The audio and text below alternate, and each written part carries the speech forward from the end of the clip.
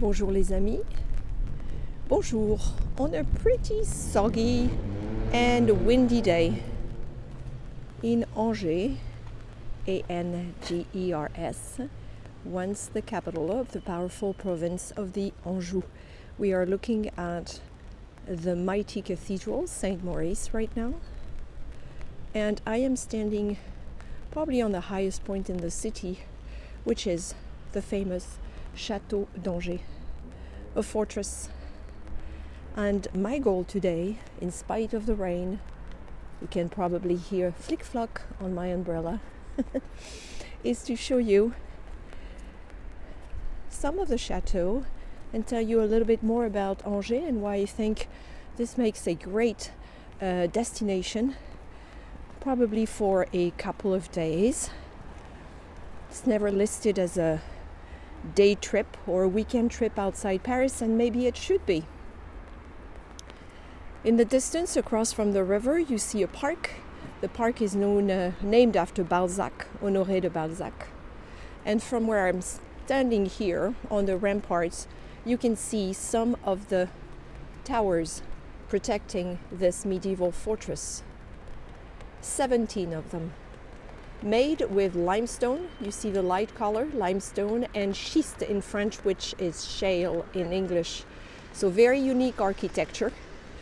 When the defensive part of the fortress was built in the 13th century, this was a little bit different from what they did at the time. There was no central keep in this fortress, and there were those big 17 towers around the enclosure, protecting the chateau and the city, of course.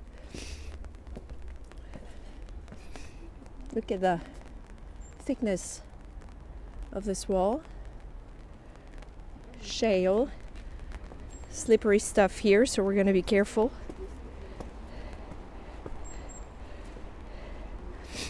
Holding an umbrella makes things, of course, a little bit more challenging. And from up here, we have a really nice view on the gardens inside the fortress. You can see a lot of work is being done on the northern section of the walls and the northern towers over there. It started over a year ago, and I think it's supposed to wrap up in the spring of 2023. And that's a shame, because right on top of that white tarp over there is a suspended garden that we cannot access right now. But you can see the beautiful medieval garden. It's a lovely place. So let's try to see what we can spot from up here as soon as I am down this section.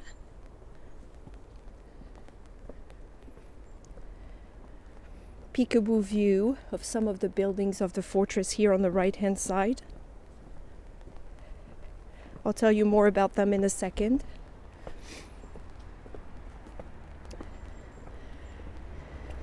So we're not in the Touraine region where I live. We're a little bit south of the Touraine, actually, southwest, and you still have those slate rooftops that you see in the Touraine, but the architecture here is a little bit different. Incidentally, slate came a lot from this part of France, the Anjou. A lot of the quarries were still here. Some of them in operation until very recently. So every time you see one of these curved shapes here, it's because we're standing on top of one of the 17 towers protecting the fortress. Angers is a really interesting city. If you like history, French history or European history in particular, I think you will enjoy visiting it. It's also dedicated to culture, developing culture and the arts here, and there's quite a lot to do. That's why I recommend coming from maybe a couple days instead of just one day. Several interesting museums, landmarks.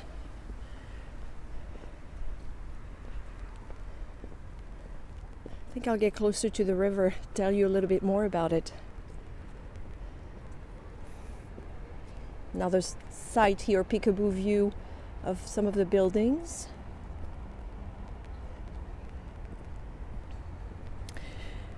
The weather has been decent. This was filmed in November, for the whole weekend until, of course, I decided to film because this is what happens. Great view of the cathedral here on the right hand side, Saint Maurice. It sits on a high point. Some of the buildings in the Château, the fortress.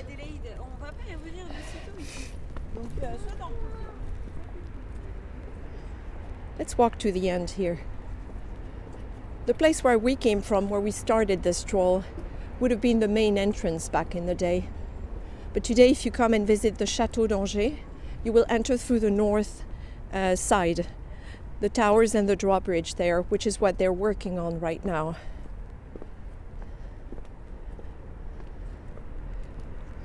Here's a majestic view of the river. This is not the Loire, this is the Maine River, M-A-I-N-E.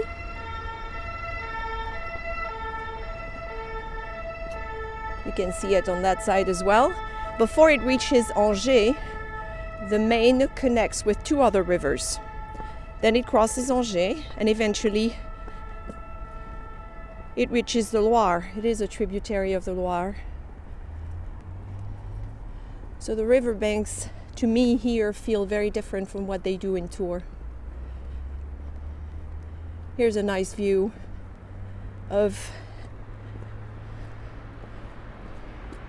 the Château, the fortress, the Maine River, and the right bank of the Maine, where an interesting neighborhood awaits as well. So if you come here for a couple of days, I would recommend you hop across to the other side. Very old neighborhood waiting. An old port where now a few boats remain, but this was part of the activity in the Middle Ages and later, with tanneries and activities revolving around the river, of course. And then those barges you see down there actually have restaurants and bars.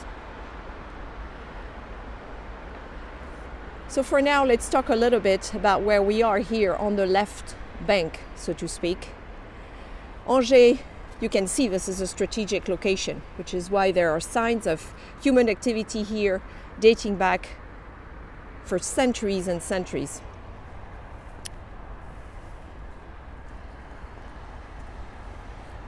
Below my feet, right here under that rooftop, is probably the older section of this chateau.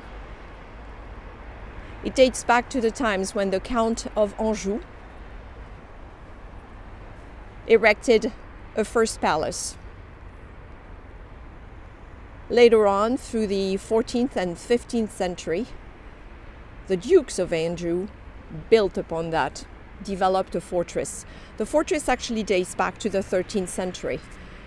When King Louis IX, we all know him as Saint Louis, was too young, his mother, Blanche of Castille, was a regent in France, and she had reasons to believe Brittany, who's not too far from here, might attack Angers. And she is the one who turned the original residence into a fortress with those 17 towers and those high walls. And after that, we had the Dukes of Anjou. It became a very powerful dukedom that was not completely connected to France. And one of them, the last one in fact, was known as King René. And he's the one who built the building on the left-hand side you see here. I would point at it, but I'm holding an umbrella right now. You'll have to forgive me.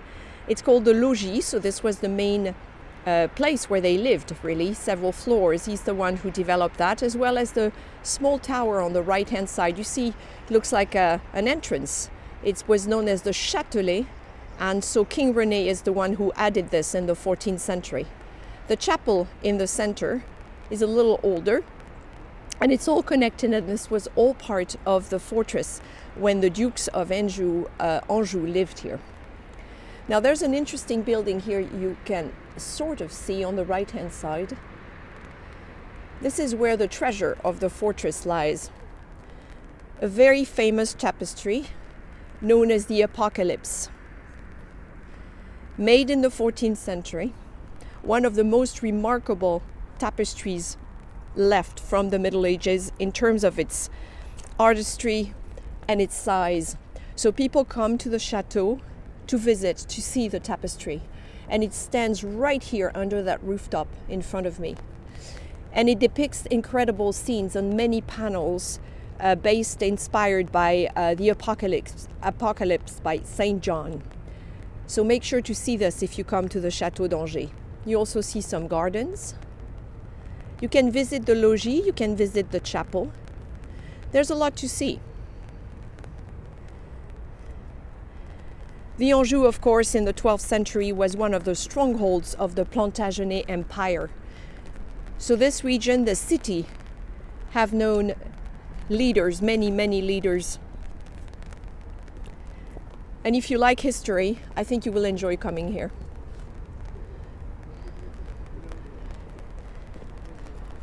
If you like museums and art exhibits, then you'll be happy as well. On this side of the river, or on that side of the river, in that old neighborhood I just pointed out, known as La Doutre, great museums and exhibits await.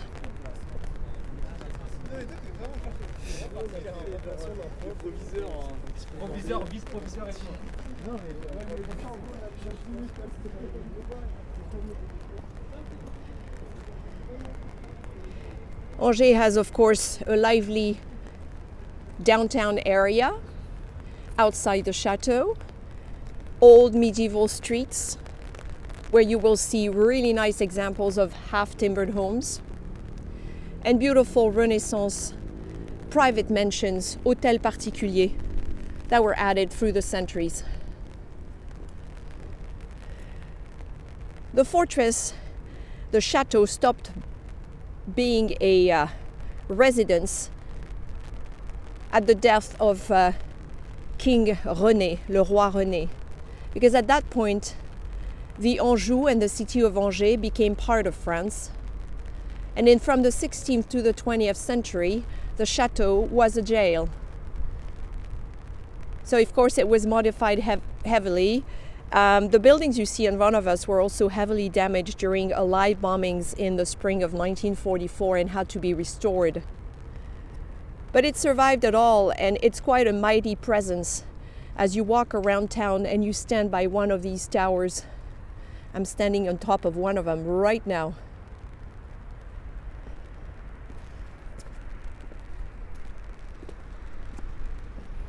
And here's another one.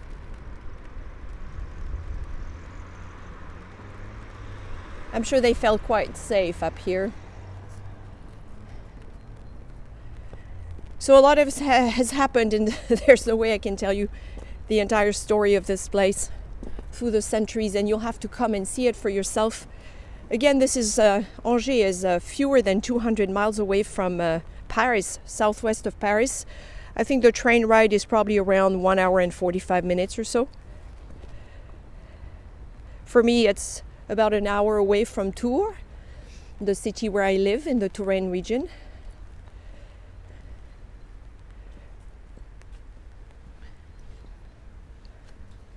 Love how peaceful this is.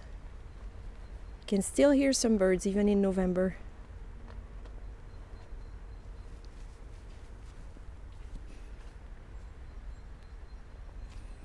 I am staying in a 2-star property, part of the network, the Logis de France, that happens to sit right at the foot of the fortress.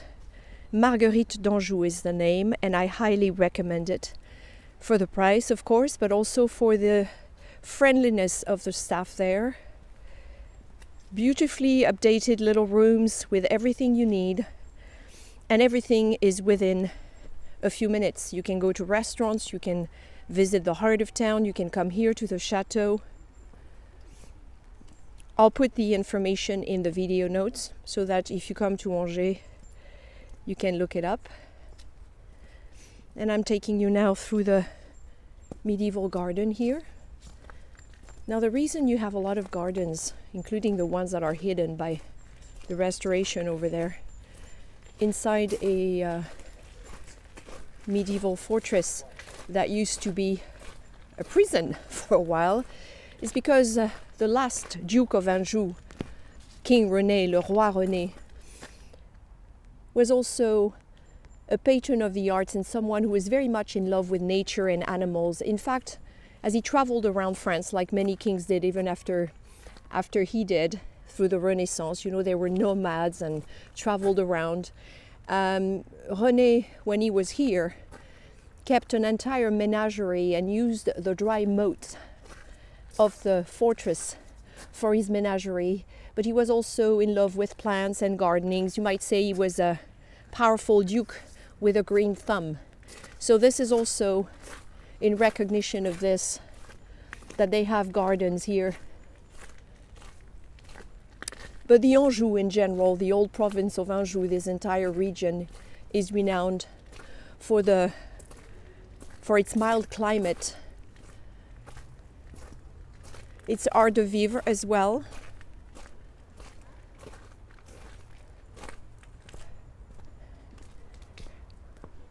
Here is the Château, that door, that entrance, that the Roi René, King René, added. Interesting shape if you look at it up close, in fact. Right next to the chapel that you can visit today as well. Now, you would have been able to see this as you entered the fortress originally, because the original entrance was not in the north, like I said, but in that corner over there behind those trees. So you would have arrived this way and you would have seen the Château as you arrived. Today the entrance is on the north side over there where the construction is happening, across the drawbridge. If you come at the beginning of 2023, make sure to check out the Château's website. It belongs to the network of the Monuments Nationaux, about 80 landmarks in France, managed and maintained by a branch of the Ministry of Culture. I know that they have talked about closing the drawbridge for a few weeks because they have to work on it as well. So of course this would make it impossible to go inside the chateau. Make sure to check that.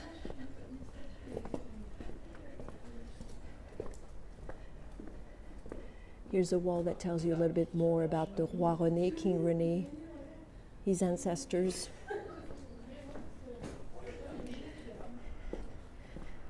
We were standing right up there. You see where that little tower is? This is where we were standing. And here's the building where that incredible tapestry, une tenture in French, made of wool, is on exhibit. I have never seen such a big one, and I did go to see the Tapestry of Bayeux in Normandy. So this is really a must-see here. This wall, just a freestanding wall really, is the oldest part of the chateau. This is the first residence that was built by the Counts of Anjou back in the day.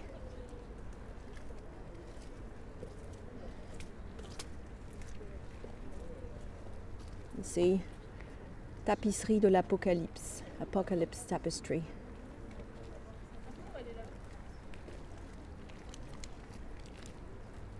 I thought you might enjoy seeing those buildings up close and personal, at least from the outside. Very unique architecture, and I can say this about the cathedral, St. Maurice Cathedral as well. The Angevin architectural style is quite different from what you're used to seeing, and it's well worth a visit as well.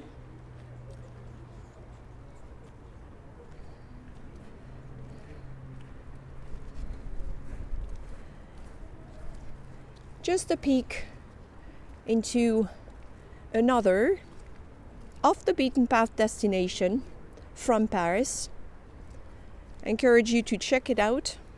Angers, Angers, a medium-sized city in France with many treasures to discover.